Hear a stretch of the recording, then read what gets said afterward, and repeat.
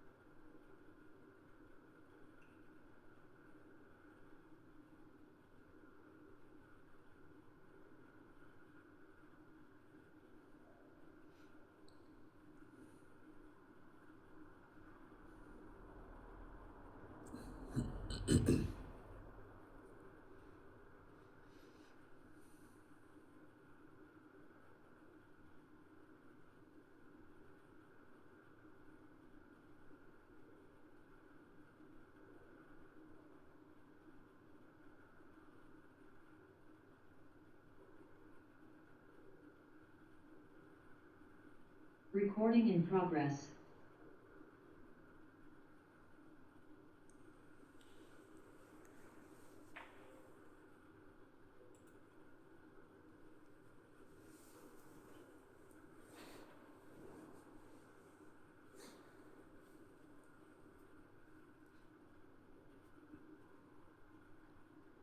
Then we can think the purpose of my life is to be help and benefit to sentient beings.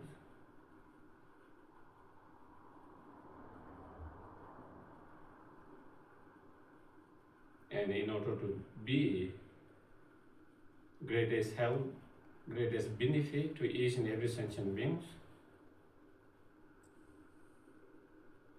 I must achieve fully awakened state.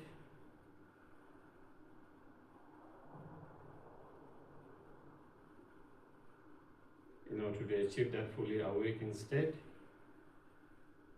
I must engage in both sattva practice, such as six perfections,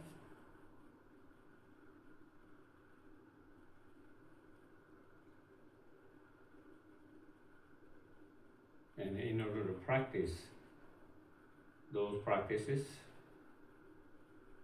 need to be reminded of those practices, need to learn and study about those practices. Therefore, I'm going to listen to the talk, not only listen,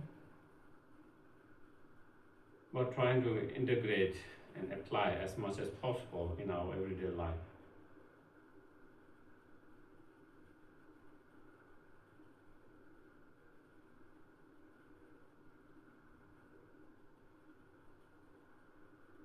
So we can be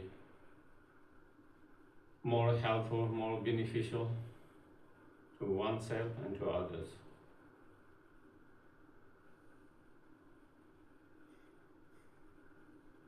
So we can take care of ourselves and others better.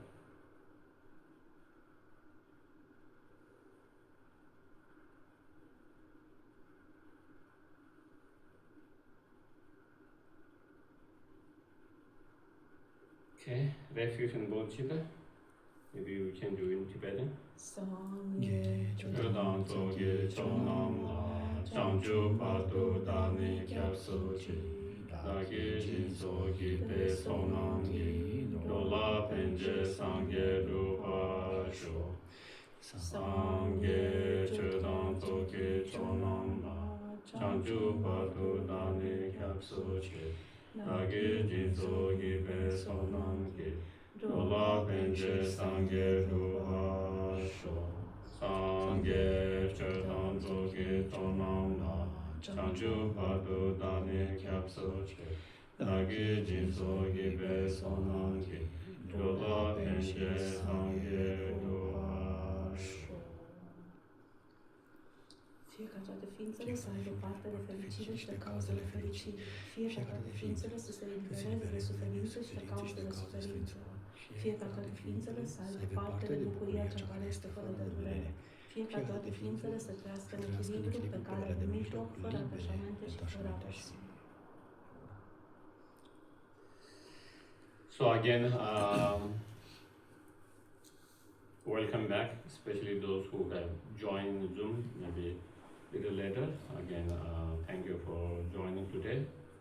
And today and tomorrow, the evening of the top of these two evening is the first four paramita or perfections. As I discussed with Alexander yesterday, maybe if we go all 6 of them, maybe we don't have time to go more detail in each of them. And so, and since we have done the Heart Sutta before, so she felt maybe it might be more beneficial to go a little more detail and then and cover the first 4. So we'll see how it goes. So It's okay. Maybe a little bit try to hide the volume, Yeshava. then maybe by the end of that, maybe I might not have any voice left. Can you hear? I think on the Zoom, can you hear? Can you hear? Okay. No, it's okay.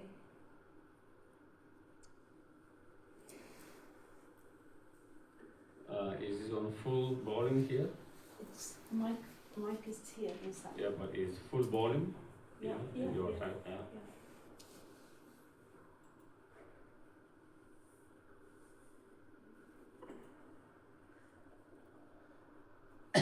Okay, as long as they're hearing, okay. Everything is fine.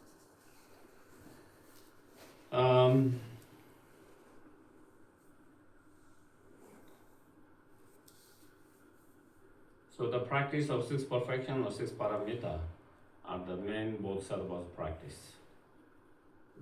They are the main Bodhisattva practice and Bodhisattva contact.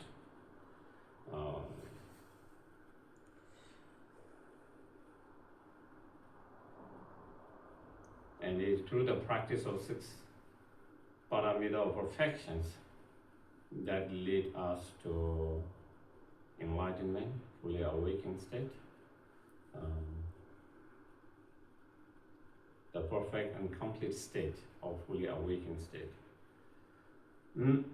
So those, in order to those practice to become the practice of paramita, one, all of those practice has to be motivated, supported by the motivation of bodhicitta mind. If it is not supported by the bodhicitta mind, then it does not become bodhisattva practice.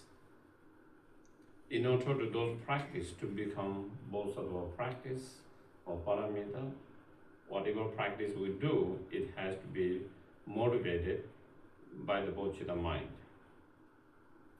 And not only bodhicitta mind, it also needs to be supported by the wisdom, understanding the emptiness. Otherwise, it doesn't become perfections. So, for the practice of generosity to become a practice of perfection of paramita of generosity, that practice of generosity should be supported by the bodhicitta motivations and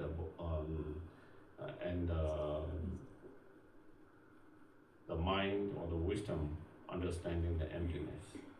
So that is so when those practice supported by those two, then it becomes both sort of practice and it becomes paramita.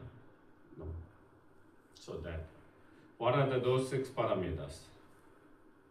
The practice, the paramita of generosity, the paramita of moral discipline, the paramita of patience, paramita of perseverance in virtues, and paramita of material concentration, and paramita of wisdom. So those are the 6 paramitas.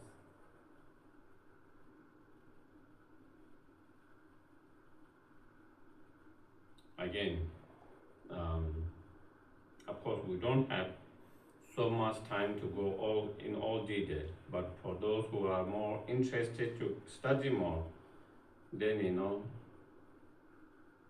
you can study the chapters from the Guides to Bodhisattva Way of Life by Shantideva. Chapter 5 and chapter 4 and 5 is the paramita of moral discipline.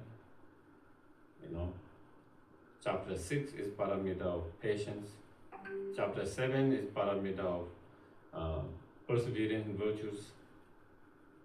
Chapter 8 is paramita of meditation. Chapter 9 is paramita of wisdom. So, 5 details.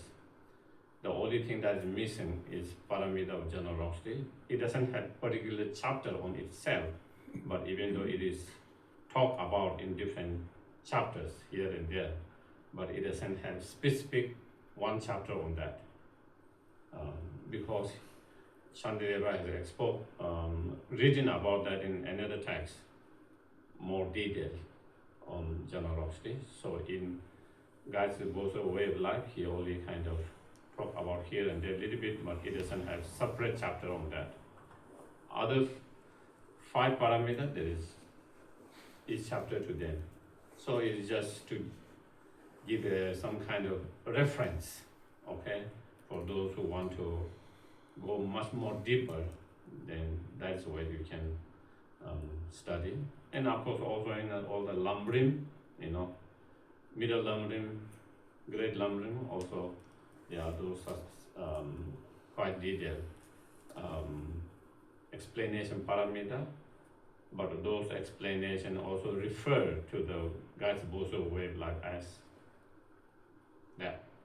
So just to give some reference for those who want to, who have interest to study more, either all the paramita or specific paramita you want. So today we start with the paramita of generosity.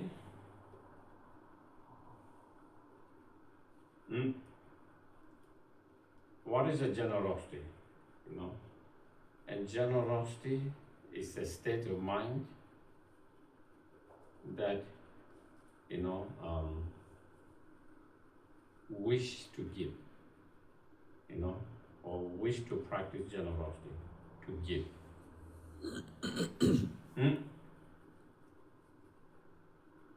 So in the practice of, and that kind of generosity mind or generosity thought, the generosity thought or generosity mind is the wish to give, to help someone.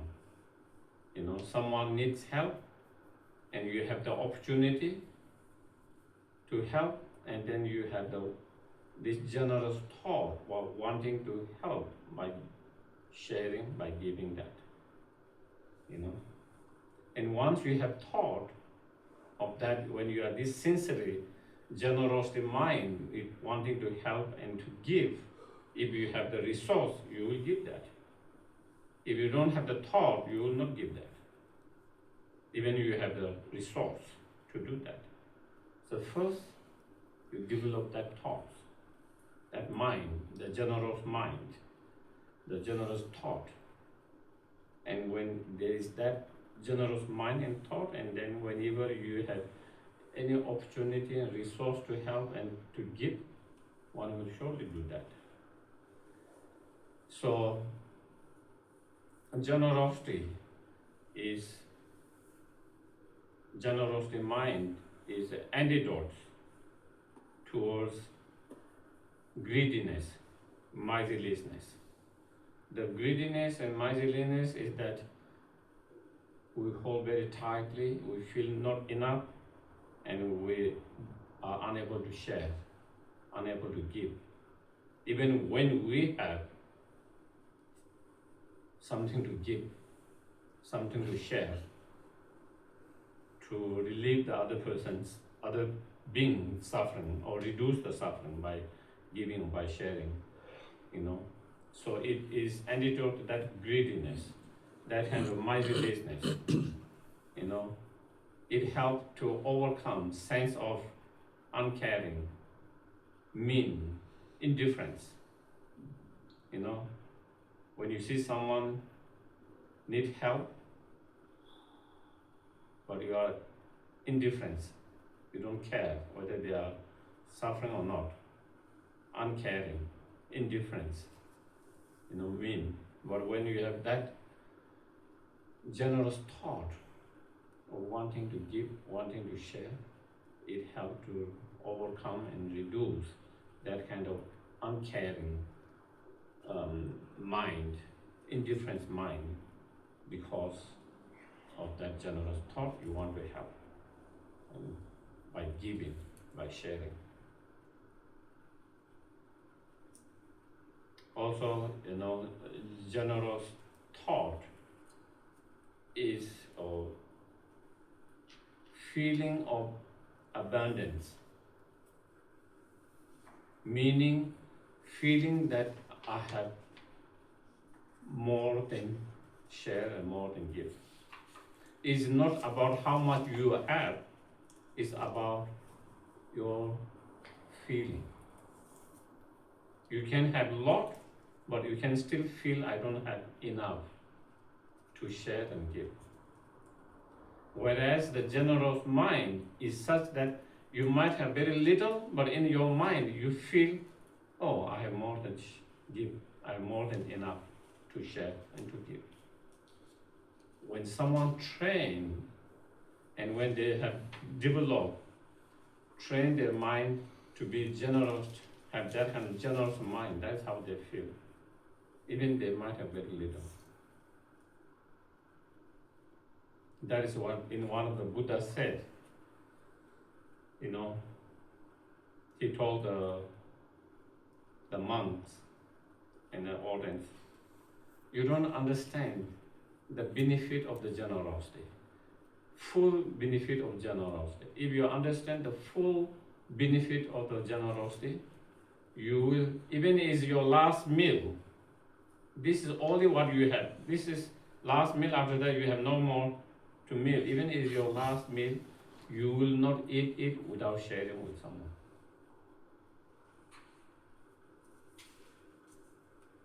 So that is when someone has trained and well perfected, and then that is how they feel, you know. As Shantideva said, you know, this thought of which a lot of time we have, the fear, the thought of if I give to someone this, if I share, if I give, what will be left for me? What will happen to me when I need it?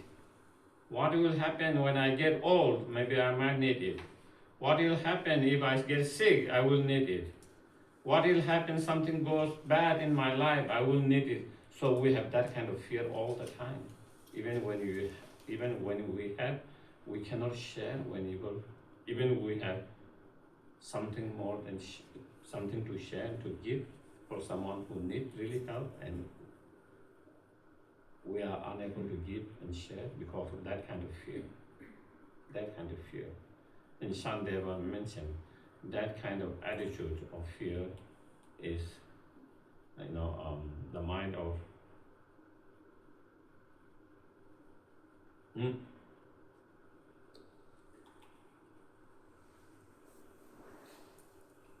unkind, unkind, uncompassionate mind,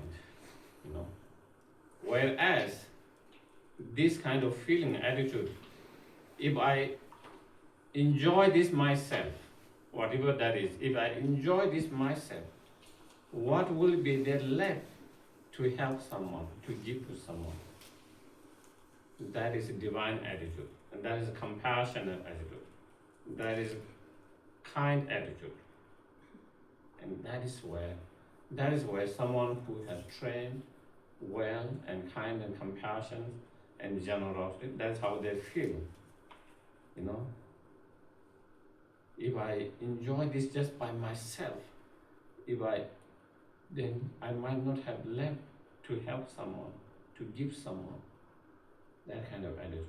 At the moment where the other one, if I give someone, what will happen to me? So therefore, the practice of generous thought is the feeling of abundance, feeling there's so much. Regardless, externally you have or not, but in terms of feeling. So you have feeling of, the attitude of richness inside. Externally you might not be rich, but internally you have feeling of this richness because you feel, oh, there's so much. There's so much, feeling abundant, more than enough. Feeling that there is enough to share, enough to give. Whereas other attitude is a poor attitude, the attitude of poor. And that is, no matter how much we have, we still feel not enough. Not enough, and feeling of fear and worry of giving and sharing. Externally you are rich, internally you are very poor. Externally you are very rich, you could have so much, but internally you are very poor. And through practice of generosity, by training that kind of generous thought and practice, we train and learn to be rich, regardless whether we are rich externally or not, but internally we have this rich attitude.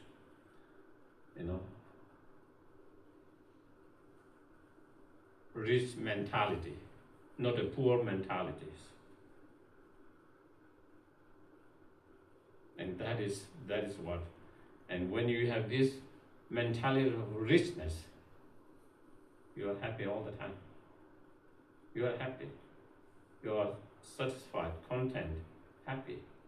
When you have this poor mentality, even no matter how much you have, you still is always feeling, not enough, not enough, not enough.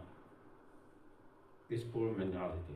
So the practice of generosity help to develop this mentality of richness and to overcome this poor mentality where we feel not enough no matter how much we have, and thereby we are always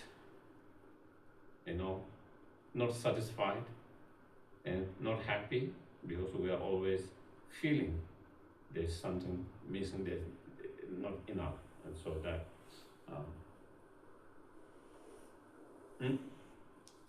and when we engage in a practice of generosity, also we try to practice generosity. For the practice of generosity become paramita perfections, also we try to practice without any expectations. Without expectations. We try to train to give when we give without expectations. Expectations in this life, expectation in future life, but we just give because someone needs help and we have the ability or resource to help and we really want to help. That is. If you have these expectations, then the practice of generosity doesn't become as pure and doesn't become paramita. And also sometimes when you have expectations, especially about this life, it can lead to disappointment and resentment and anger even sometimes. Because you give with certain expectations and those expectations are not met, then you regret of giving. You regret of giving. And then you are disappointed with the person or with the organizations to whom you give. You are disappointed with whether it's the organization or whether it's individual, you are disappointed, you are unhappy. Sometimes it leads to anger, it leads to bitter feelings, resentment. Why? Because there were certain expectations. And those expectations are not met. But if you don't have expectation, you try to help, give. But, if something happens, things doesn't go the way, you don't get upset, you don't get disappointed, you don't get angry. You just try to help, that's all. You thought this would be helpful and you try to help, and that's all. But when expectation is there, then it can lead to that kind of feelings later when things doesn't go in certain way. So that is why we learn to practice on without expectations. Try to give without expectations.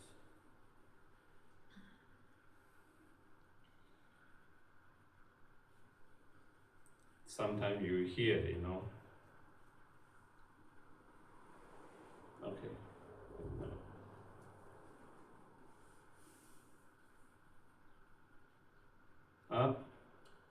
So, and when you try to give, whether it's offerings, whether it's someone, whether it's an offering to Buddha Dhamma Sangha, or whether it's a practice of generosity, charity to those who needs, whether it's individual sentient beings, organizations who have sentient beings.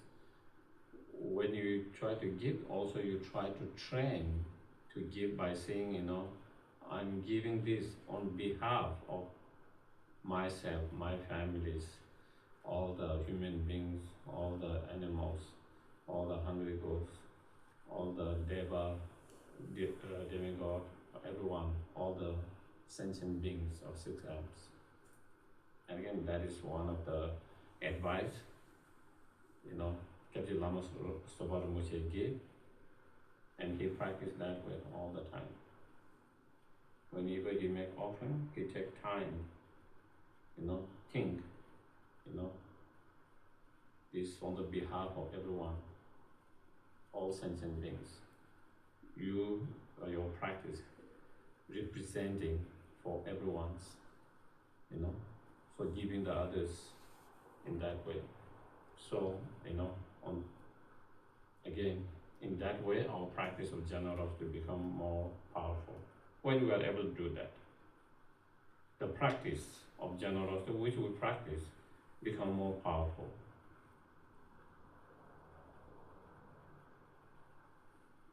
Also, when we give, as I mentioned, we try to do with both the motivations. We try to give without expectations as much as possible. And when we give, we try to give with respectful, you know.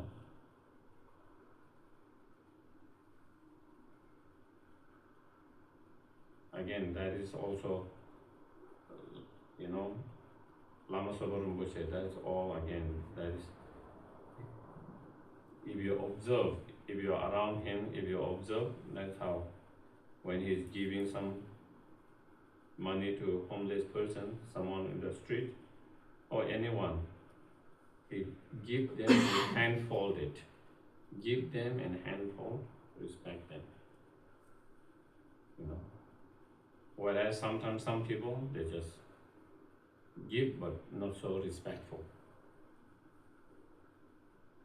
And that is also how we practice generosity. We train to do, not only to give, but to give with much more respectful and gratitude. With gratitude. Lama Sopa Rinpoche will often, you know, share and when his teachings, and that's, you know, he will thank again and again to so many people who has asked help and whom he helped, and he will thank them again and again in so many times everywhere for giving him opportunity to practice the generosity. And that, because they asked, he was able to give and practice, and for them to give opportunity. You know, for us, we feel the other person has to be gratitude to us, isn't it? I help you. You should thank me. You should acknowledge me. You didn't even acknowledge me. You didn't thank me. You should have acknowledged, be respectful for my help. But true Bodhisattva is the other way around. Thank you very much for giving me the opportunity to practice.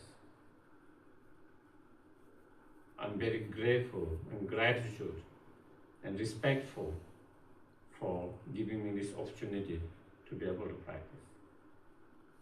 Such is the attitude of the great Bodhisattvas, and that is also how we can learn from, such enlightened beings. Those are, teachings, instructions, advice, through their actions and practice. So that is also what we try to,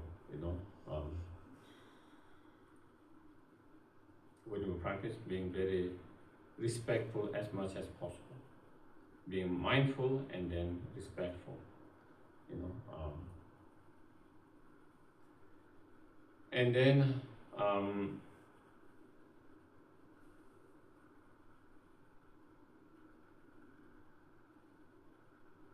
there are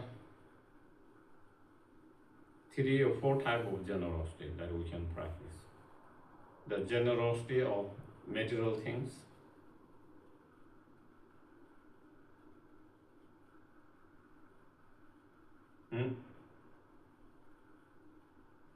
and generosity of, the Dharma, the knowledge, generosity of love, and generosity of fearless or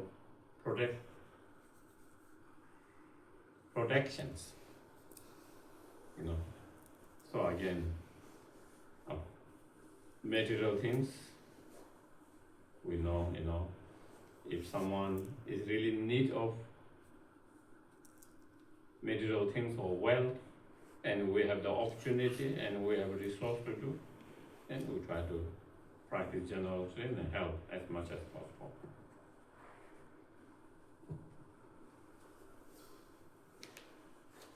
And when we are able to practice generosity, with a joyfulness, with that kind of compassion.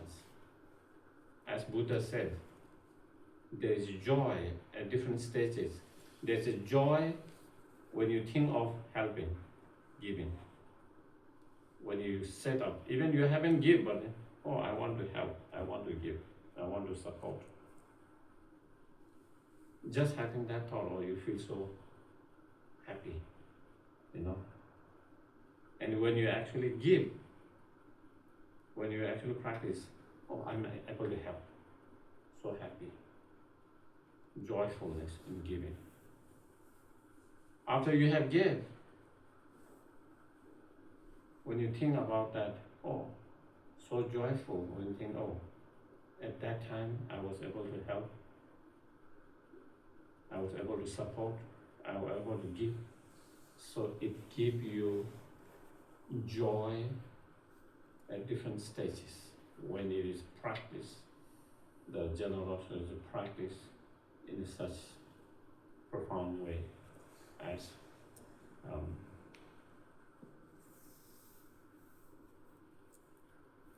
instructed in so the practice of generosity of material or the wealth, that one the Buddha advised and recommended or encouraged more for the lay community to practice.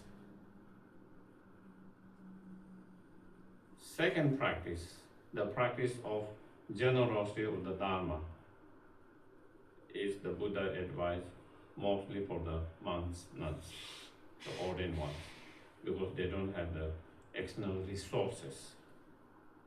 But they have the knowledge, they have the experience, they have the Dharma. So the community support them materially, and they support the community, give back their knowledge, their wisdom, their experience, the Dharma. But of course, it doesn't mean that exclusively this, that. The lay practitioner can practice the practice of material wealth as well as the practice of Dharma, if you have, when you have the knowledge,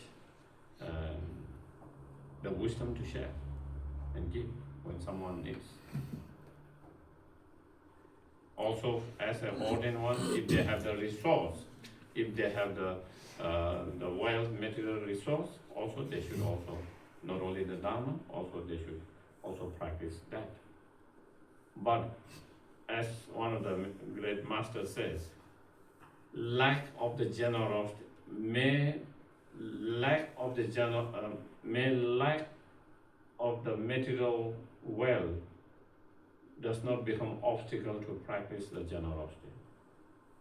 What it means is, if you don't have material things or wealth, it doesn't mean you cannot practice generosity. There are so many other ways you can practice generosity.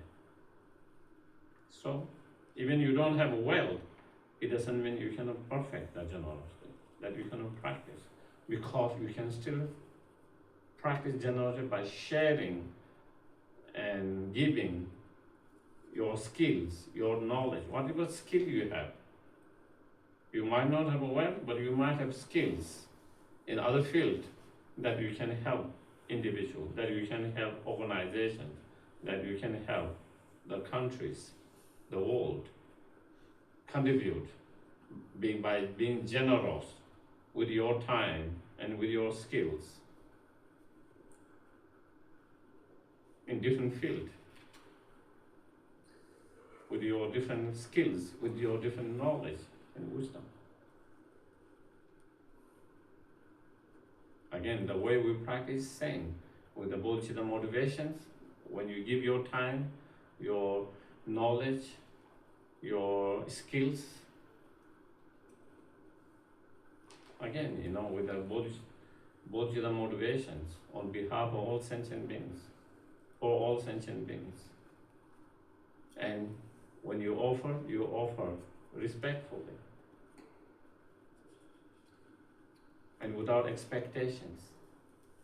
Those things that we try to. So that is the practice of generosity. In the scripture it said dharma, but it can be also general knowledge, general knowledge. Whatever knowledge, whatever wisdom you have to share. When someone need that knowledge, when someone need that wisdom, and you have something, some knowledge, some wisdom to share, give, you try to give that. The generosity of love or protections, when you see another sentient beings in the dangers, you try to protect them, save their life by protecting them. That is generosity. You give them life. If you didn't help, they could have died. But by you helping, you have protected their life, giving them life, giving them more. So that is the practice. And also, that not only that, we give out of love. And that is one of the things, the practice of generosity of the love is so crucial, especially in our modern time. In this modern materialistic world, we give material things, but people are unable to give this generosity of true love and compassion. And a lot of times children grow up, or others grow up with getting all the material things, but without getting the love and compassion.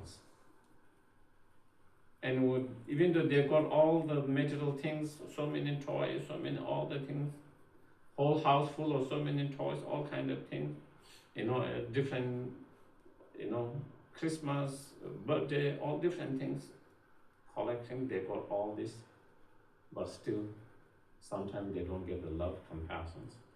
And when they grow up, they have some problem, feeling lonely, feeling, they feel as though there is no one who cares about them, nobody who loves them. And then due to that, they have problem in the society. They can't trust others. There are people who have difficulty trusting others because they don't think that anyone's love them, anyone really cares about them, anyone really love about them, because they didn't feel that. But if they have grown up feeling that love and compassion, then they don't have that problems. They grow up with feeling love, compassion, care, kind. Also, they are more confident. Also, they are able to express that love, compassion, caring to others. That's what they experience, and they are able to bring that to others more. And also, they feel less lonely because they are able to feel love and compassion of others, care of others. Whereas some of them, when they didn't feel it, even someone is there, really care about them, love them, but they cannot feel it because they have built some kind of wall, and they cannot feel it. And so, I feel, the importance of the generosity of true love, compassion is so crucial to heal so many emotional problems that we see more and more in the modern world. People are struggling with more and more emotional problems. People are struggling more and more with emotional problems because one of the cause is that. One of the cause is that.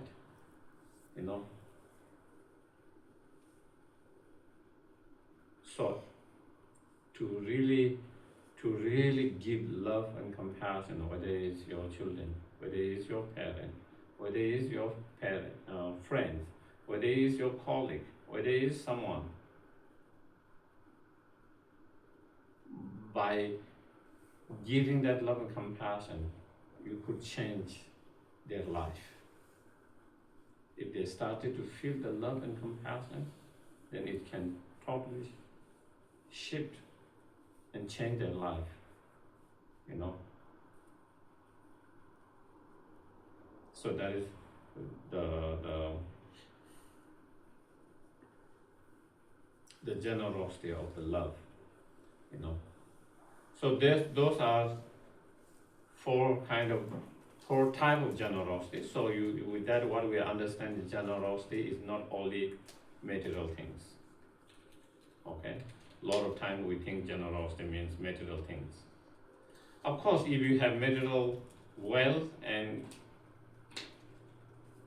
you practice, but if you don't have material things, well, it doesn't mean you cannot practice generosity. It doesn't mean you cannot perfect practice of generosity. You can still practice generosity, and you can still perfect and complete the generosity, practice of generosity through the practice of love, through the practice of the generosity of protections, through the practice of generosity of sharing the Dharma or sharing the knowledge, the wisdom. So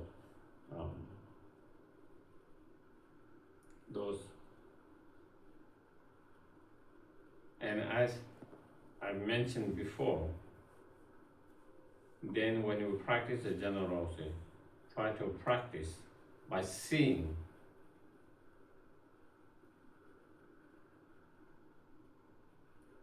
the person to whom you are practicing generosity, person or another beings, animal, you know, or another human beings,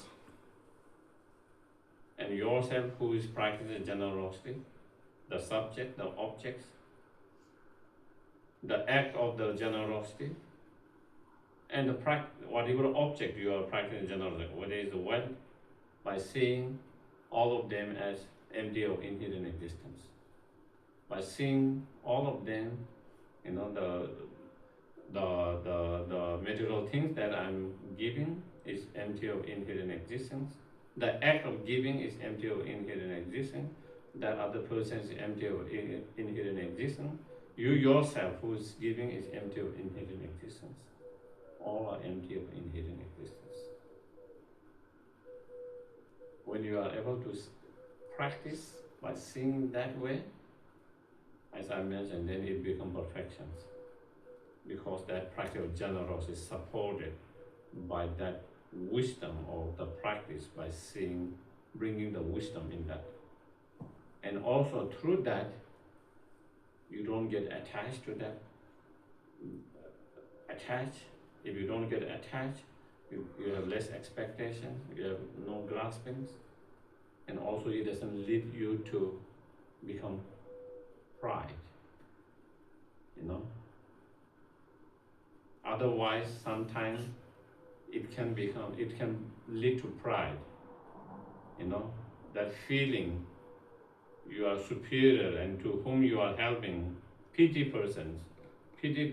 sensei, you feel that person pity, and in a way looking down a little bit, and that you are saver of that person's, or I'm the one who saved that person, I'm the one who saved that being, you know, that you are the kind of masaha, savior, protectors, something more special, something superior, and that one less.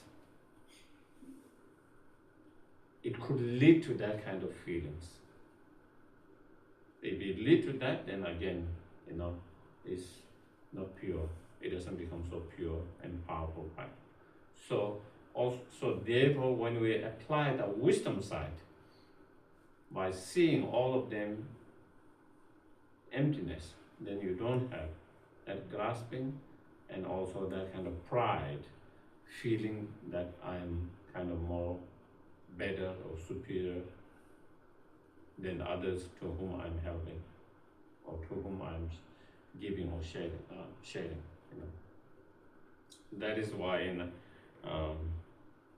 Diamond Kata Sutras, you know, Buddha's mentioned, you know, Bodhisattvas should train in practicing giving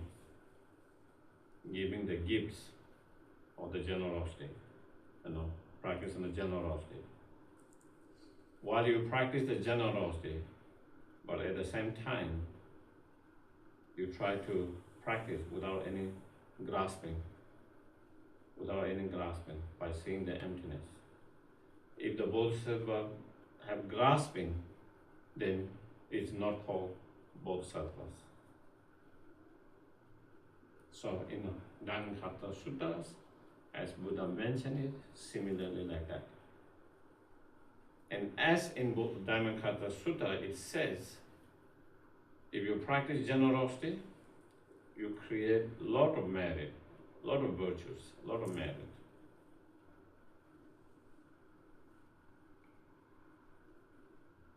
But if you practice generosity without grasping, then the merit that you create is something unimaginable.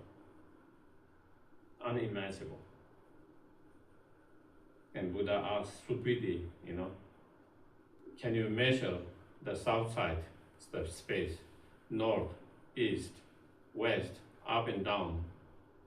Supiti says, no, you cannot measure all this space. And Buddha says, you know, the merit you create by practicing generosity, without grasping, by understanding the emptiness, without grasping to it, the merit that you create is much more bigger, much more immeasurable than that. And so that is again, you know, we try to practice by applying the wisdom into practice. While you practice the generosity, also bringing the wisdom. And motivation of bodhicitta, as I mentioned before, is important.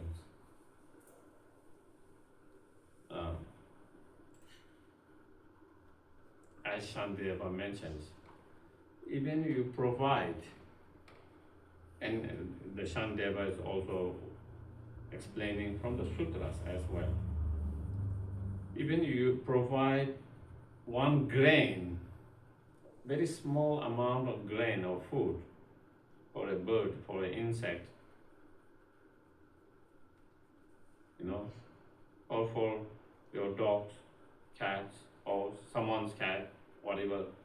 Even if you give very not a good qualities of food, grain, not necessarily good qualities, not a lot, very small amount. But if you give the bodhicitta motivations, the merit that it creates from that is something immeasurable, you know, because you are doing for benefit of all sentient beings, not just for yourself, not just for your family, not just for your friends, not just for your people in your country. Your country is not just for all the human beings in this world, not only for all the human beings and animals in this world. To each, you practice, you act in that practice for the benefit, for the help of each and every sentient being.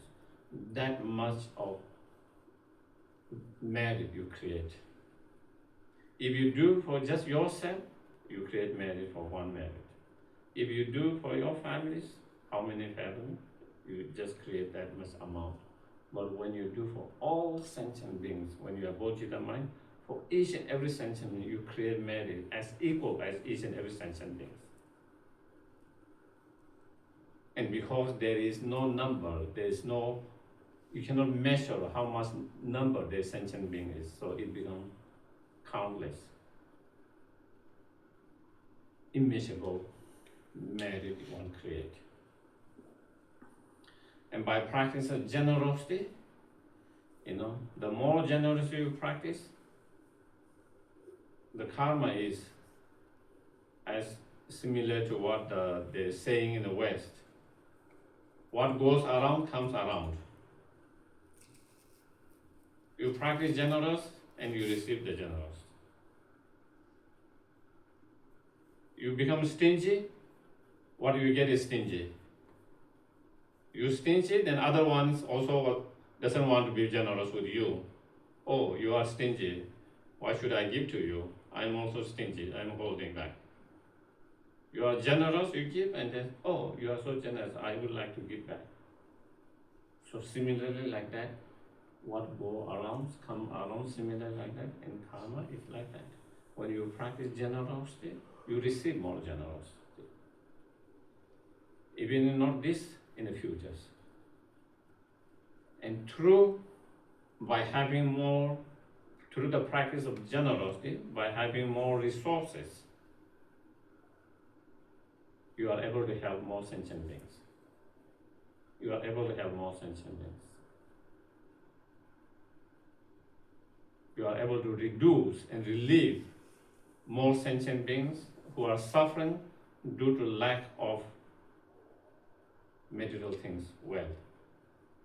Whether it is food, whether it is shelter, whether it is a medicine, whether it is a clothes, whatever different sentient beings are suffering due to lack of that, due to not having enough of that, they need someone to help them in that. And if you have that, you can help and reduce the pain and suffering and relieve the suffering of more sentient beings. To do that, you need more resource. And when you practice the generosity, you receive more resource. Sometimes even this lifetime, sometimes if not necessarily in this lifetime, definitely in futures. So not only by practicing that generous now, not only you are able to reduce and relieve of someone's sufferings, because they are suffering due to lack of that resource, and you are able to offer that resource, you are able to give that resource, help with that, it reduces and relieves the suffering, even if it's temporary, for a certain period. And by that, doing that, you also create merit, virtues, and we get closer to enlightenment. With each those practice, we get closer and closer to enlightenment. We get closer and closer to fully ultimate truth or ultimate happiness or fully awakened state. It helps others, it helps you. It supports others, it supports you with that practice. And not only in this life, also in the futures. As Nagarjuna said in his precious garland, and also in Buddha said in sutras, the result of generosity is more wealth, more resource in the futures. And that is why, in this life, some people have abundance of resources without much hardship. They inherit millions, billions without working hard. Or they invest something and everything go boom. Become rich without much hard work, boom. Why is that? And whereas some people, they work so hard, they struggle. They work so hard, they invest. Every time they invest, they lose. They don't make. Lose. Even they have the best advisors. They have the best advisors who are expert in business, and they advise them to invest here and there, and they invest. They keep on losing. Then there are others, sometimes who they don't even have those advisors, and they just invest and boom. Why? You know? Why do someone has to work so hard, and even with all the support, why there struggles? And some without much support and without much heart, they have more success, abundance about all of that. It's hard to explain if we only look from this time, if we only try to understand from them. But if you understand from past, because those who are very successful, because they have practiced generosity in the past. So they are experiencing the result of past generosity actions, karmic actions result. That is because it's a sign that they have not only in this life, you know, they are investing or whatever they are doing, but is also result from the past of their practice generosity. And so therefore, and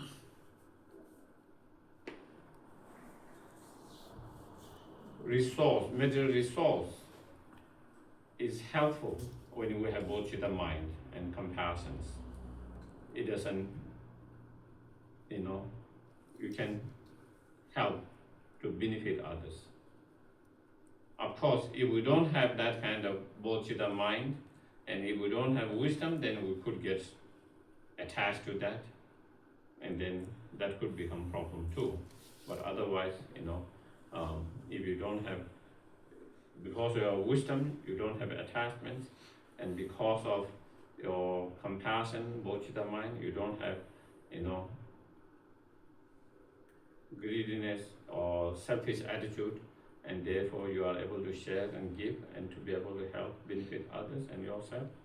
And so it is beneficial and helpful for everyone. And then, like every practice, you try to start with the bodhicitta motivation, and you try to dedicate whatever you practice, dedicate for the benefit of all sentient beings. Even you practice very small practice of generosity. Even like every day when you feed your dogs, your cats, your animals, or if you are feeding some others, after that you try to dedicate from whatever virtues that you have created by feeding, by practicing generosity. May these become cause and conditions to achieve enlightenment to benefit all sentient beings. May it be cause and conditions for the happiness of all sentient beings. So dedicating for all sentient beings make that practice even more powerful. So that is, so I think that is a little bit on generosity. Okay. Any questions? Any questions here or in Zoom regarding the generosity before we jump to the next?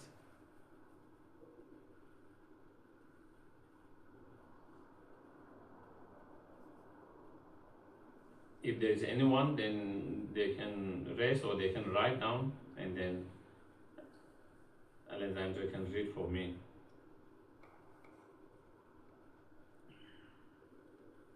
If not, then we will move. Next is the practice of the paramita of moral discipline.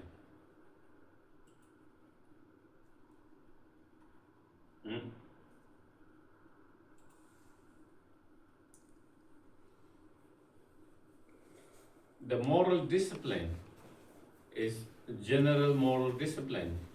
Is common to both bodhisattva and non-bodhisattva, those who are on path to arhat.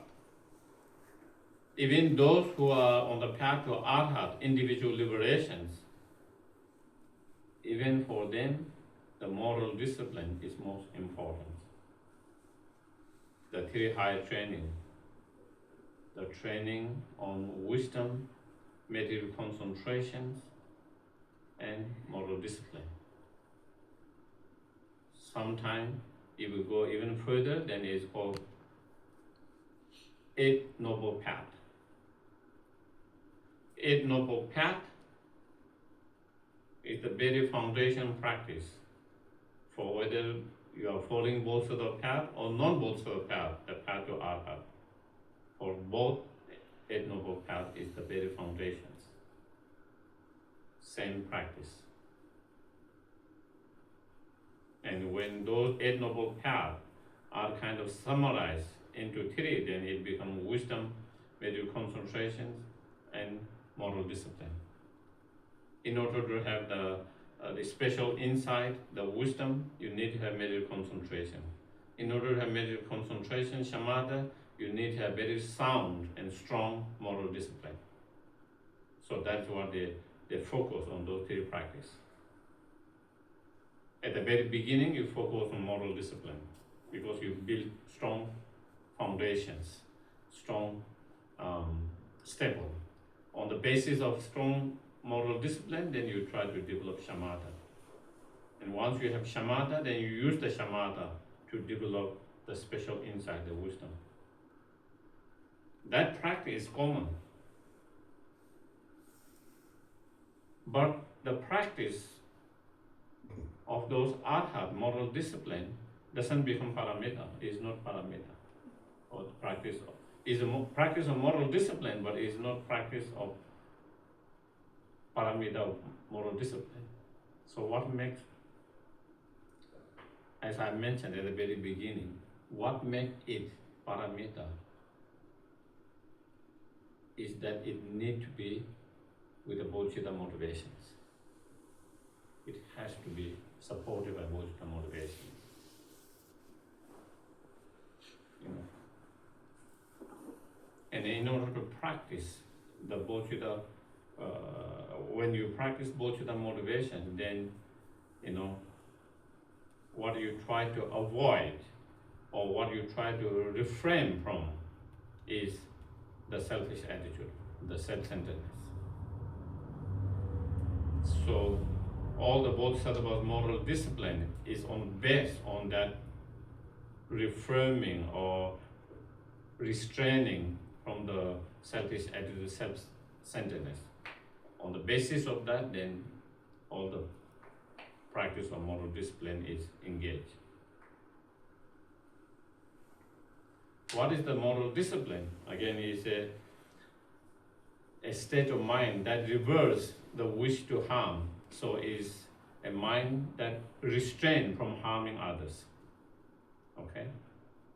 That's what moral discipline is. Moral discipline is the mind that refrain or restrain from harming others through physical act, speech, and mental state.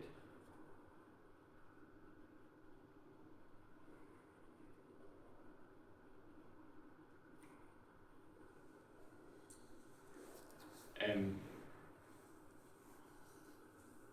moral discipline is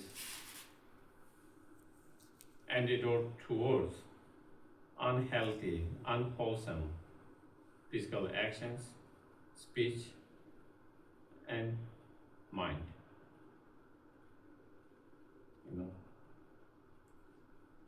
At the moment, we engage into unhealthy, unwholesome physical actions that hurts others, harm others, and hurt and harm us. We engage in the speech that hurt and harm others, and that also hurt and harm us. We engage into the certain state of mind that hurts and harm us directly, and that hurts and harm others indirectly. So what does the practice of moral discipline does is through the practice of moral, it protects us. It protects us from such harmful physical actions, speech, and mind. Thereby protecting others, protecting us.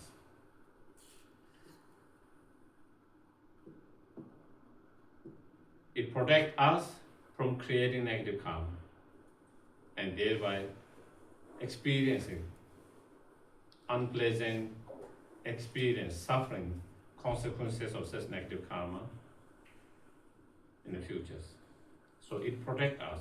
Because our moral discipline, it protects us from experiencing suffering as a result of creating such negative karma. It protects others. How does it protect others?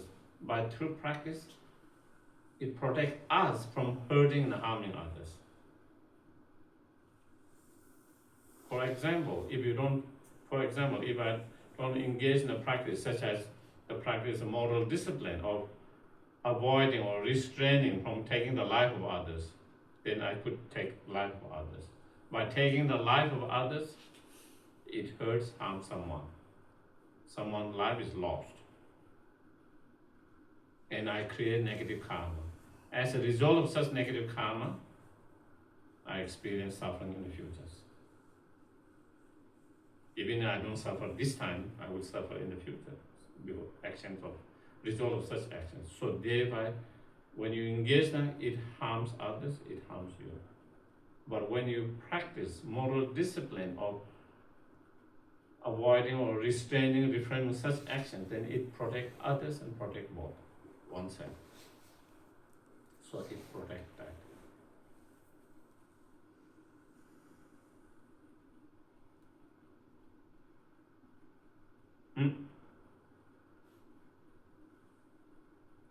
And as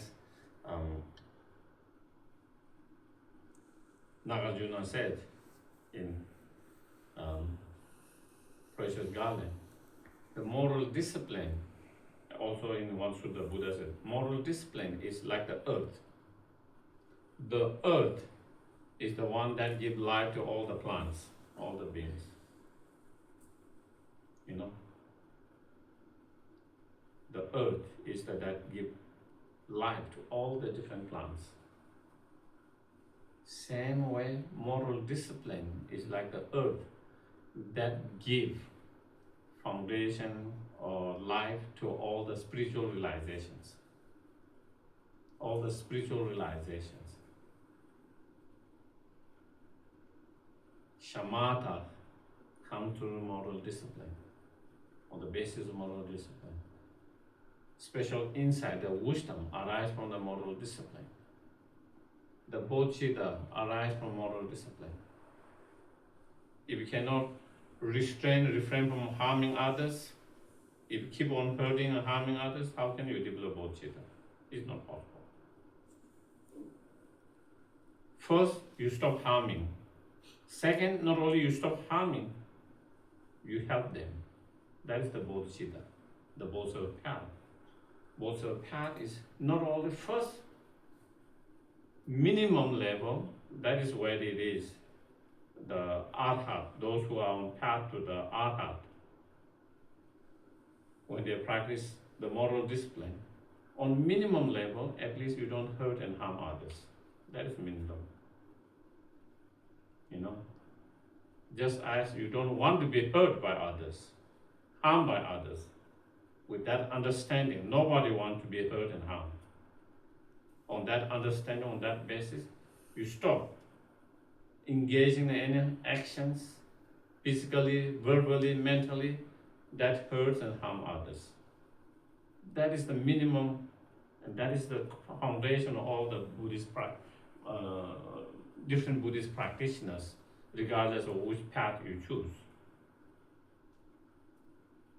But bodhisattvas, not only you don't hurt and harm, you try to help and benefit.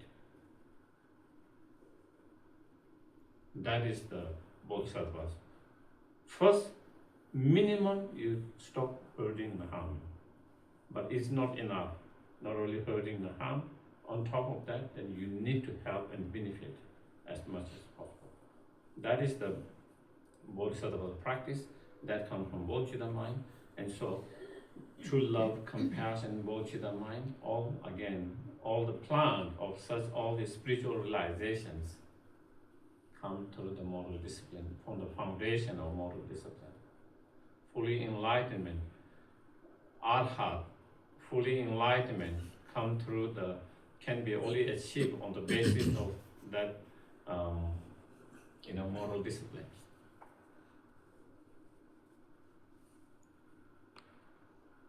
Also,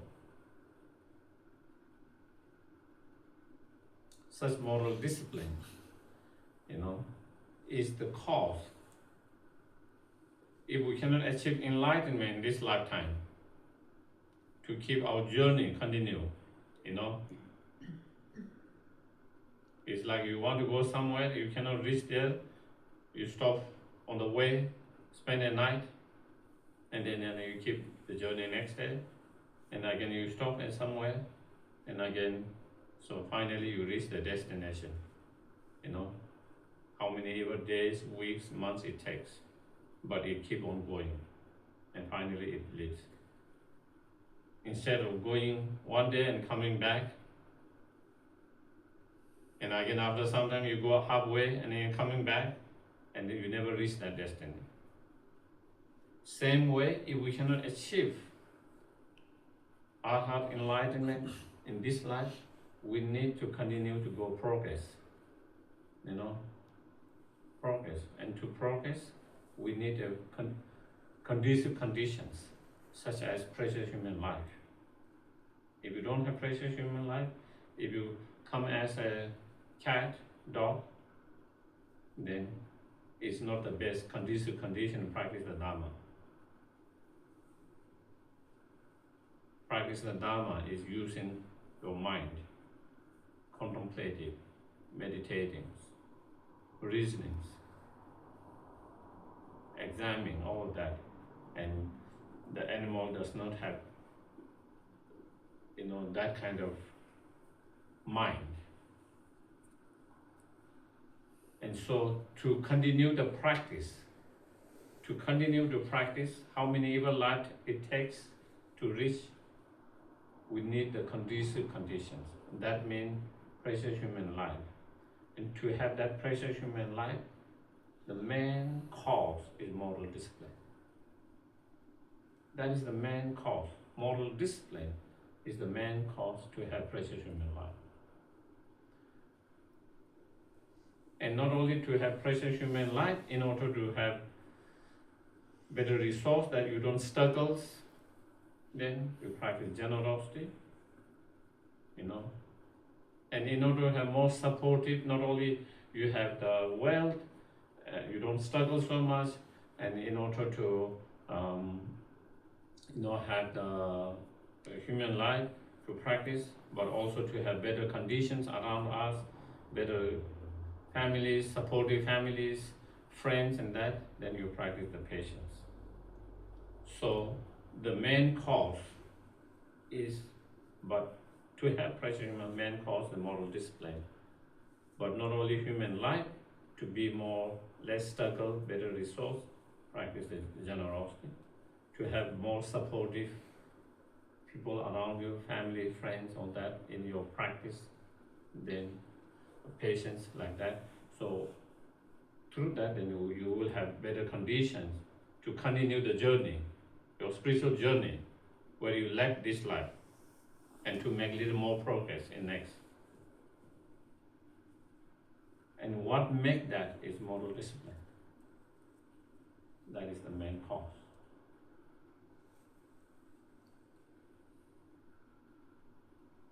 And that reminds me, of about the generosity a little bit. Sometimes we feel, I don't have enough to share, give generosity. But if we don't practice, then we become more and more poor in futures, because we don't create the cause conditions. So if we don't want to be in the same state, the struggle we have in this life, sometimes we try everything. We try job, investment, different things, but things doesn't come out. Things doesn't go. We continue to struggles. In that area, we are talking one particular area. Struggle with the resources. So if we don't want that condition to happen in the future, then we need to practice more generosity as well.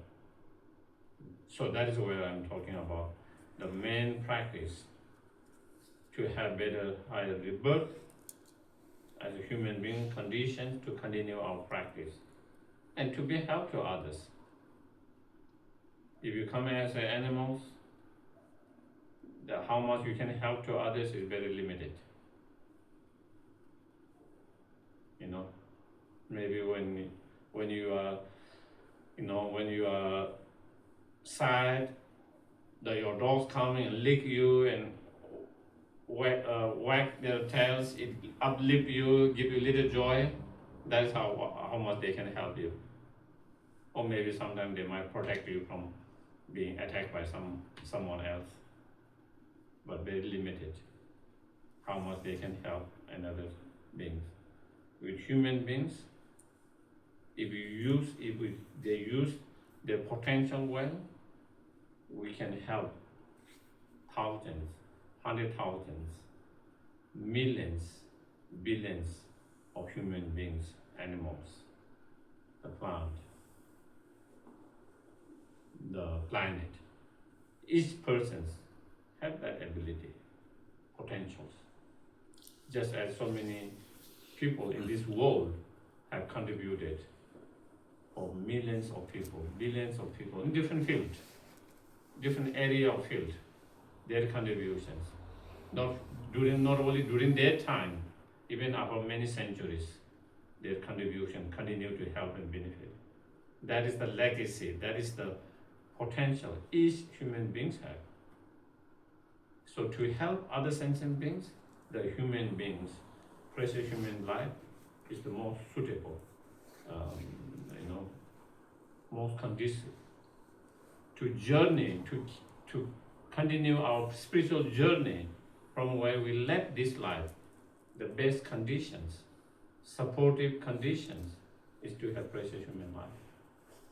And in order to have that precious human life, most minimum is the moral discipline. Moral discipline.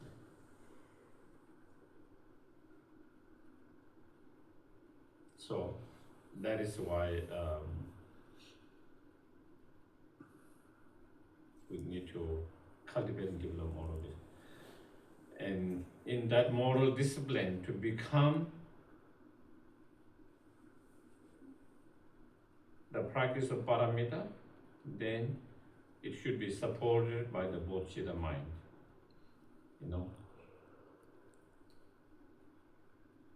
It should be supported bodhicitta mind. So the motivation should be the bodhicitta mind in order to practice, engage in this practice of moral discipline. So if bodhicitta motivation is not there, then it becomes moral discipline, but not a paramita moral discipline. Even those who are on the path, they still have practice of moral discipline, but it's not a paramita. So in order to that, then again, the motivation should be the bodhicitta mind.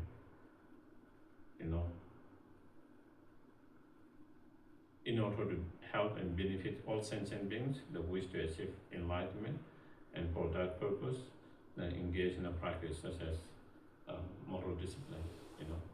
That motivation, the bodhicitta motivation, crucial, must be there. With that bodhicitta motivations, even you refrain from taking the life of others, even just one that become cause of enlightenment, that becomes the practice of paramita.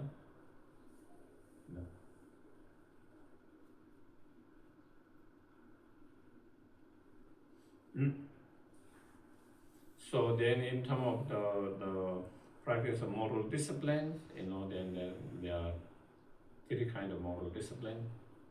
The moral discipline of restraining or refrain from misdeed. And that is,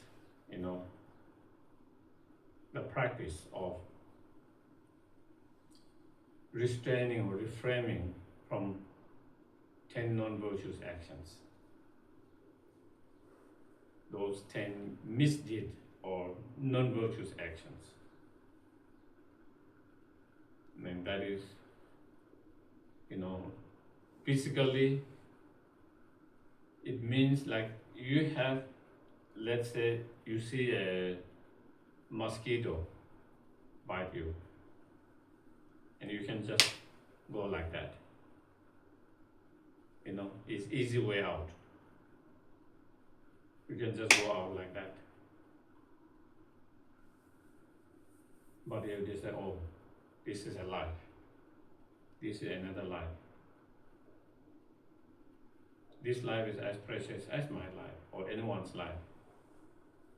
And therefore, by understanding preciousness and respecting the life of others, just as you respect and hold precious, then you try not to do that. You restrain and refrain from smashing it. Or end or something. You could easily crash it. But I shouldn't do that. Being, is another life, another being. Precious life, just like my life. And you strain and you refrain from crushing it. That is the moral discipline of restraining or refraining from taking the life of others. Just one example of that. You have the power to take the life, but you make conscious. You make conscious decisions or thought not to take life by realizing or by understanding that is another life, precious just like your life. So that is the moral discipline or refraining from taking the life of others.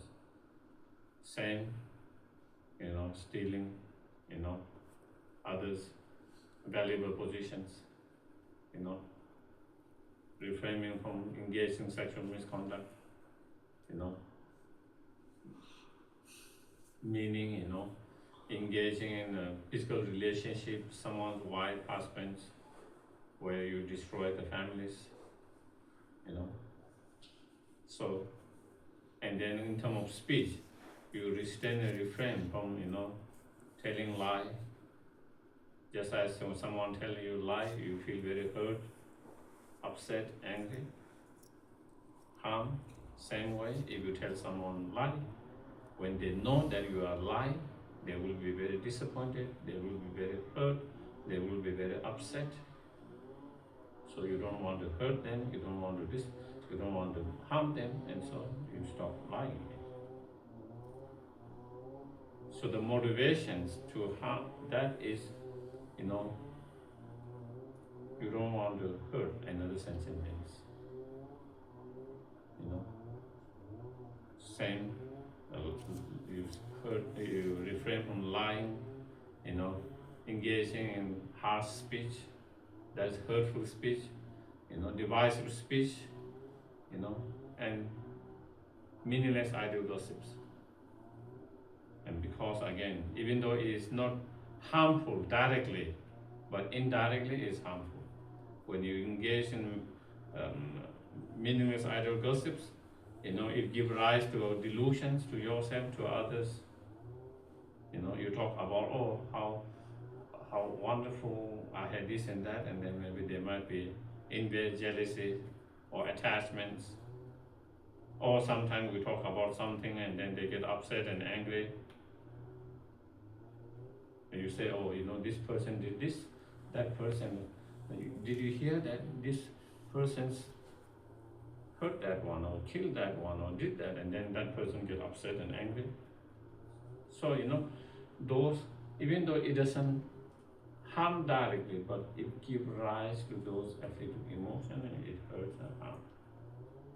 And sometimes also meaningless gossips, spread, and then someone add a little bit more, someone add a little bit more, and then it becomes something else. By the time someone here, after passed by 3%, the message is totally different. And through that, then again, it could be misunderstood and hurtful and all of that. So that is how, unless we need to speak, that is why Buddha says, keep less. If it's meaningful, you talk. If it's not meaningful, then less is better. And so, avoiding or refrain from that. And then, in terms of mental, greediness, ill will feeling or anger, ignorance. Again, those does not, all of them hurt you directly, and through that you create negative karma. But even though they do not hurt others directly, but indirectly it hurts them. When you are angry and when you have ill will feeling, then a lot of times, sometimes we will act on that. Then we will physically try to, hurt them, or by verbally we talk bad about them to others. In that way you hurt them. When you have greediness, then we try to get that ourselves and try to explode and try to take advantage of others, and that through wrong views, then again, we don't, we don't believe in karma, and we don't believe in our actions and our consequences. So therefore, if you don't believe, then you will get consequences. Then you might just harm as long as you can get over it. And so that way it hurts others and yourself. And so reframing, restraining from those 10 non-virtuous actions is what is the first morality, the moral discipline of refraining misdeeds. Okay? Those misdeeds or non-virtuous, harmful actions. At the very beginning, training, at least even thought comes, at least we try to not act those thoughts, You get upset and angry, and you want to do something harsh, but at least you stop saying the harsh words, because or anger arises and you want to kind of punch that person, or bang your hand, but you think, oh, it's harmful, it's not good, helpful, beneficial, it's harmful, it's hurtful. So even you have that thought wanting to hurt, but you stop engaging in that actions, physical actions or harmful. You are ready to say something very hurtful, very harsh, but then you recognize and then you stop. But slowly, as we train in that moral discipline, then slowly we learn not even to have the thoughts, not only not acting the thought by speech and action, but not even having that negative thoughts, wanting to hurt,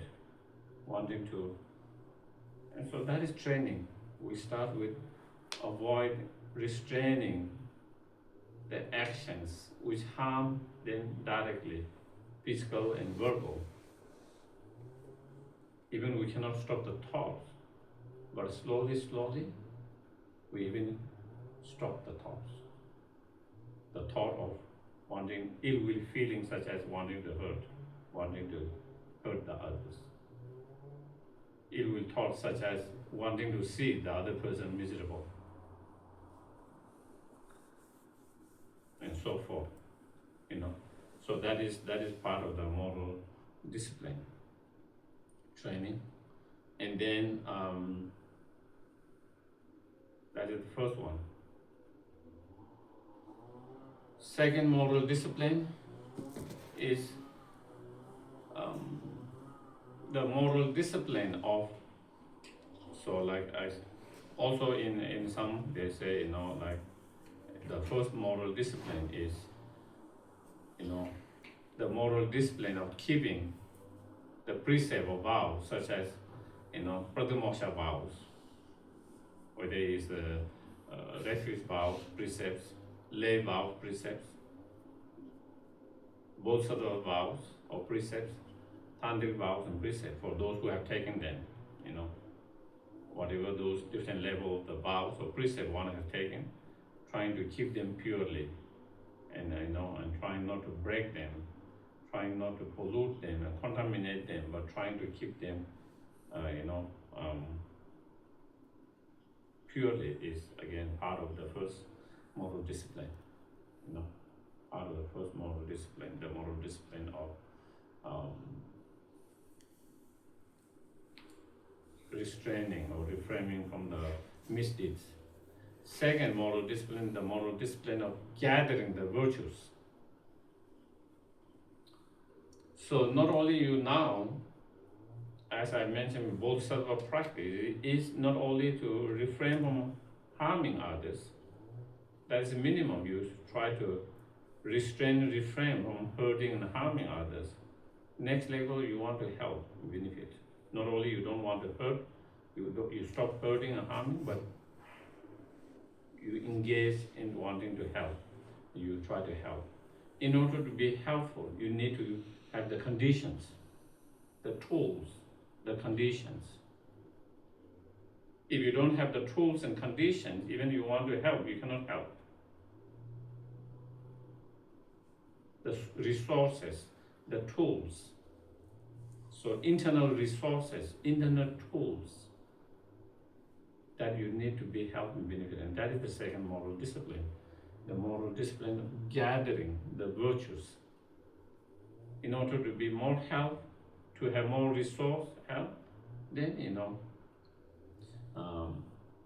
you engage in other virtues, such as the practice of generosity, making offering to the Buddha Dhamma Sangha, going refuge to the Buddha Dhamma Sangha or other objects, holy objects, creating holy objects.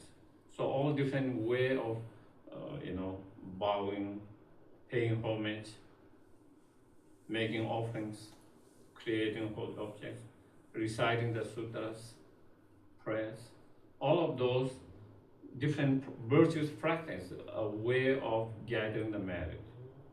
When you have the merit, then you have more resource to be help to others. When you don't have merit, then you don't have the resource to help benefit others. You need a lot of merit for different resource, whether it's a physical resource, whether it's a emotional resource, to be calm, peaceful. Also you need support of the merit to have the spiritual realizations that we need to be able to be help to others. You need the wisdom, you need the compassions, all of that are the tools, the resource that we need. Being patient, understanding, all of that, all these resources. If we don't have those resources, even if we want to help, we are unable to help. But when you are very patient, understanding, kind, compassion, having the wisdom, then you will be able to help. Those are the internal resource. Then external resource, different external resources. To all of that, together, whether it's an internal resource or external resource, you need merit. So engage in different practice and virtues that help to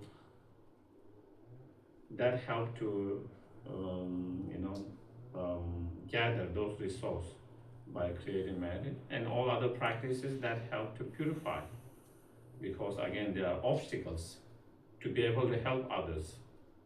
Sometimes there are obstacles, external obstacles, internal obstacles. Sometimes even you have the wish to help, you want to help, but there are obstacles, unable to help.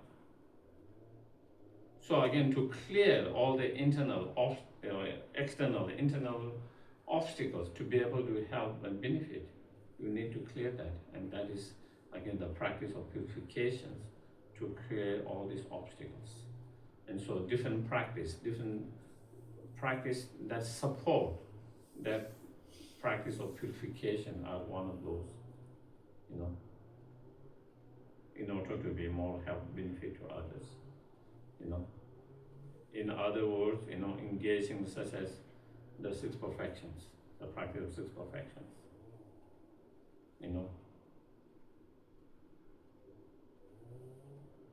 You restrain, you refrain from selfish attitude. That's what you restrain and refrain from having selfish attitude, self-centeredness. And then, you try to gather all the different, engage in different practice that will support you to be help and benefit to others. And such as the practice of other perfection as well. And then, third level of moral discipline is the moral discipline of helping and benefiting sentient beings. So once you have created all the resource, okay? Once you have gathered all the resource, external, internal resource, and clear all the obstacles, then while you restrain and refrain from having the selfish attitude, self-centeredness, and then you try to help, benefit without any selfish attitude, helping and benefiting others through the practice. In many of the Lamrim, they describe 11 different ways of helping. Of course, 11 is just a number. There are 1,000 ways of helping and benefiting sentient beings. So whatever way you can help for those who are in the need, and also through the practice, such as the 4 means of gathering and helping and benefiting sentient beings. First is practicing the generosity through the material or other resources. Once you have helped them with that, then inspiring, guiding to lead them in a spiritual path. By saying, presenting in a nice way, skillful with a skillful means.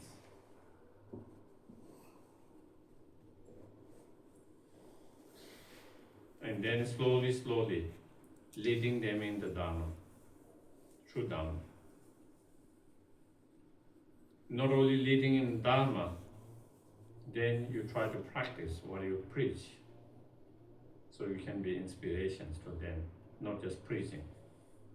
With your example, so you can be the great example.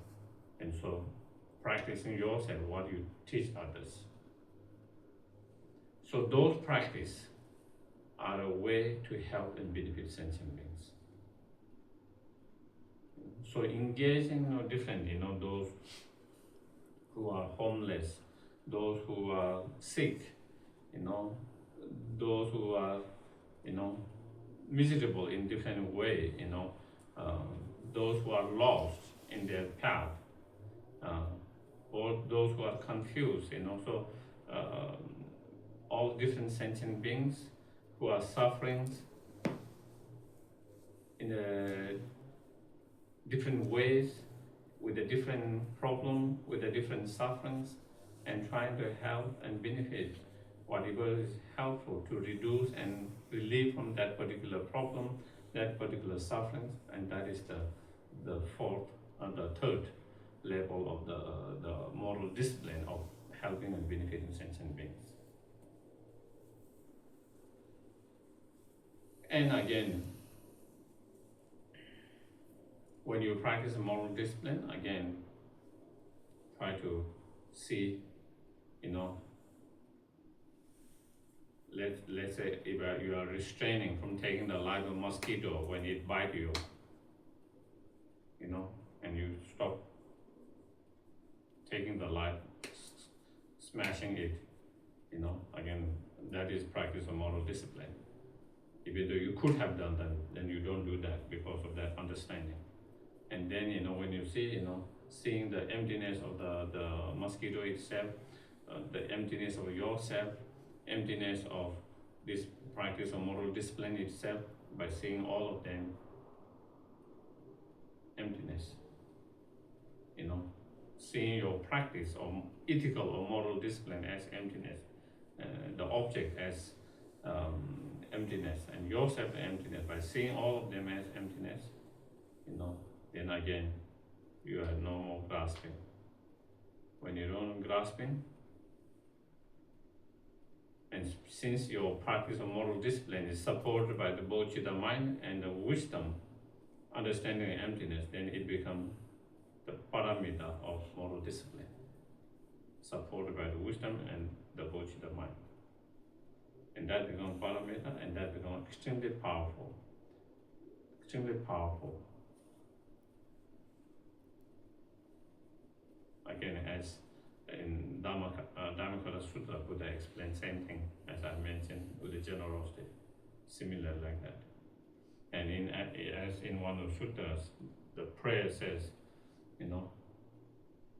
may my moral practice or ethical practice be faultless. May my practice of moral discipline become pure. May I have no pride or arrogance because of my moral discipline. And may my practice of moral discipline be perfected. That is another problem. If we have grasping to that, then again, we can be arrogant. Oh, I'm so ethical. This person is so unethical. I'm so ethical. I follow ethics, moral. That person is so unethical. If you see someone who is unethical, moral, then there's a way of looking down on them. Sense of feeling they are less. You are more superior. You are better. You are superior. You are better. Why? Because you are moral. You are more moral. And because you feel that person less moral, more ethical. And that kind of attitude could arise again. Feeling of superiority. And thereby looking down on others and making them, belittling them. That kind of attitude. But when you apply the wisdom by seeing the emptiness, then there is no space for that. And so that, and then again, at the end, you do the dedications to all sentient beings, dedicating to achieve enlightenment for well-being all sentient beings, and dedicating for well-being all sentient beings. So again, same. So I think that is all. So I can take one or two questions if there is.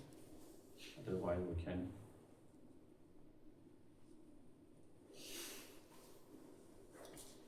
Is there any questions on the Zoom? Anyone? Anyone more confused? Yes, please. Okay, you said about human precious body. No, human life. Human life. Okay, how about the gods and demigods? Mm-hmm.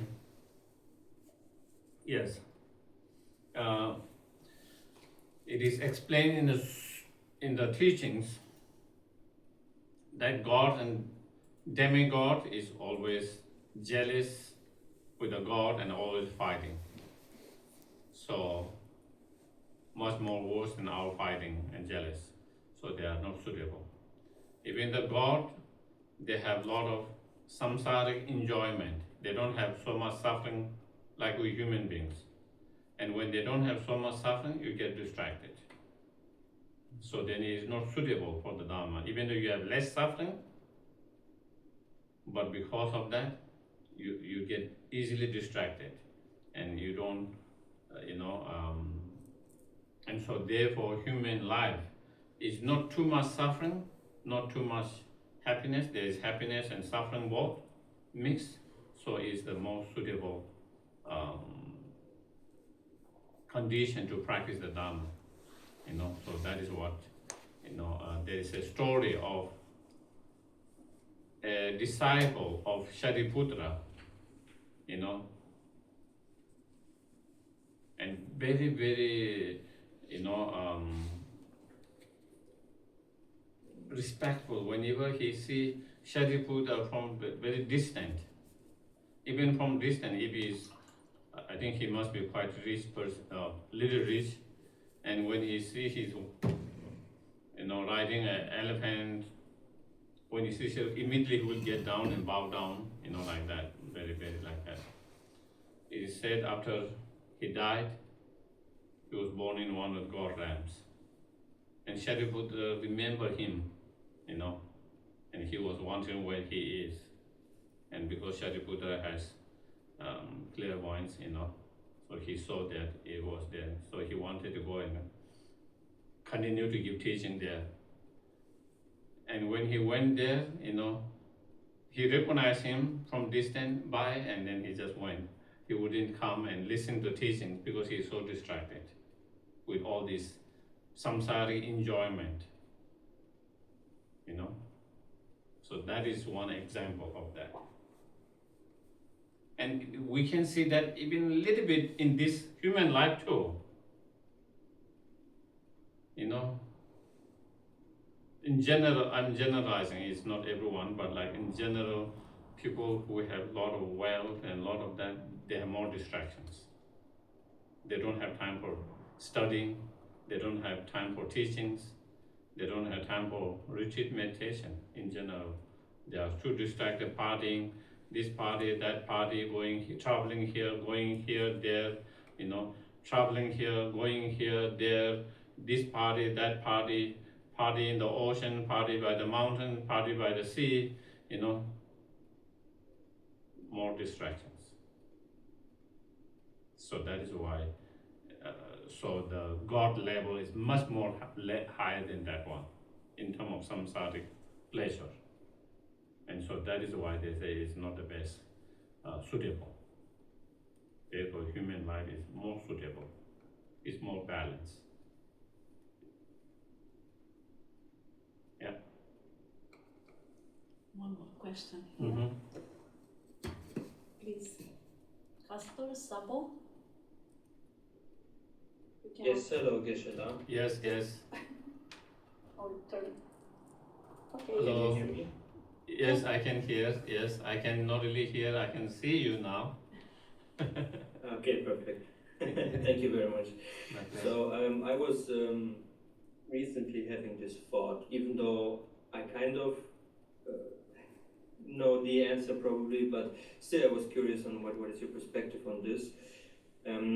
As Buddhists, we are always encouraged to act and help, and when we see someone suffering, when we see something unfair is happening, people are fighting insects in the water, we should go and help and react. However, since I am not enlightened, of course, I do not see, I have no clairvoyance if it's truly of benefit. It's just my belief that if I act now, if I do this now, I believe that it's going to help that sentient beings. But isn't that also like, I don't know, like only because it's my belief, because I'm not a Buddha, I cannot see if it helps. Isn't that forcing my belief into a situation because I believe it will be of benefit? What is your perspective on this thought? Thank you very much. Thank you. Of course, we are not enlightened. Sometimes we think it's beneficial, and sometimes we find out it wasn't as beneficial directly in that. Sometimes you think that we can help, and we try to help, and we go, and then sometimes we make that person more upset because we don't have the right skillful means, wisdom to say the right thing, to do the right things, and then they get even more upset, angry, and things. That good things happen, but the thing is, as long as we have the right motivations, that's the thing. The motivation, with the right motivation, we really wanted to be help and benefit. There's nothing more than that. But sometimes even with the best intention motivation, due to lack of wisdom, due to lack of skillful means, sometimes we might not be able to benefit. And that one we shouldn't doubt. On the basis of that, we shouldn't stop helping and benefiting. Otherwise, we will stop helping and benefiting anytime, because we never know we are unenlightened. So that means, should I not help any times? because, you know, and so should I not act and help benefit, even I feel it could be help beneficial. But so if we started doubting that way, because we don't have the skillful means or the all the skillful means and wisdom at the moment, then it will means like we will never act. We will never, because we always doubt. We will always be in doubt, and that means we will never act. So the most things is, as long as it's coming from the best intention motivations, then we don't doubt that one, you know. And if it doesn't help them, benefit them still directly, but still it comes from that best intention. So yeah, that is my thought. Okay, Thank you very much. thank you. So we can do the dedications. I have one more. So, Yeah. Okay, this is the last questions for today. I can take tomorrow too. Okay. okay, You have question too? yes, one. Without the support of bodhicitta, it is another reason to help some other. Without support of bodhicitta, it is another reason Yes, yes, for yes, for 6 paramita. yes. Even we don't have bodhicitta at the moment, Yes, okay. we should still try to help. And even though we don't have real bodhicitta, but at least when we try to help, we try to generate the best intention as possible. You know, even though that bodhicitta intention or motivations is not coming naturally, sincerely, but we try to create it Okay. with the effort. And slowly, as we practice, then it becomes less and less effort and become more and more natural. Then we reach a point where you don't have to force yourself to think that way or trying to meditate or try to, but you naturally just that bodhicitta mind comes. But since we haven't reached there now, we put the effort, try to think I'm going to do this in order to be a greater help, benefit to each and every sentient beings, and I need to achieve enlightenment and so on like that. Yeah. Yes. Okay. It is possible by one paramita to get enlightenment. Oh, that would be great. I don't know. I'm asking. If you have, for example, if you have only generosity, you can you get enlightenment? You Only cannot get through- fully enlightenment. You know. You cannot get fully enlightenment. That's why the 6 paramita are there. So they are interdependent. Yes, when you have a strong practice of generosity, it will help to develop other practice easily. If you have one of them, really good one, then because they are not unconnected, all these practices are also connected. When you have one strong practice, it makes other practice more easy to develop.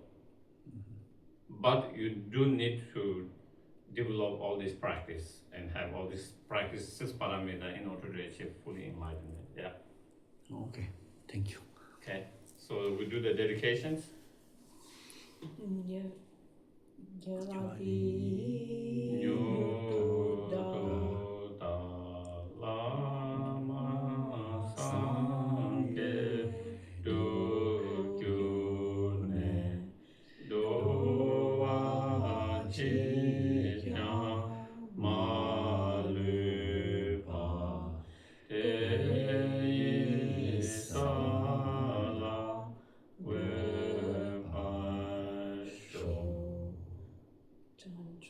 Sancho Rinpoche, Ma Ke Pa Na Ke Kyu Chi, Ke Pa Nyam Pa Me Pa Ya, Kong Le Kong Tu Pera Sho. Kari Rave Gorwe Shinkam Ni, Pendan Dewa Malu Chungwe Ne, Jene Singwa Tenjin Jatsoye, Zape Sute Pato Tenyo Shi. We also dedicate for the quick return of Kejilama Sabarimochi reincarnation and the reincarnations to continue to study and continue to grow without any obstacles and continue to be greatest benefit like previous one to all the sentient beings, and that we be under the care of his spiritual guidance until we achieve enlightenment.